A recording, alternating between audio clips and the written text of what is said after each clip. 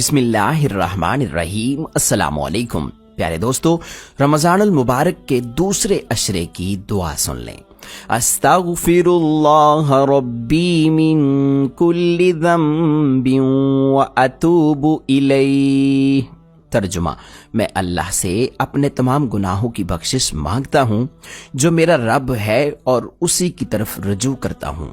پیارے دوستو، رمضان کا دوسرا عشرہ گناہوں سے توبہ کرنے کا عشرہ ہوتا ہے، اسی لیے ہر مسلمان اپنے اپنے حصے کی نیکی کرے اور اس عشرے میں زیادہ سے زیادہ توبہ کرے۔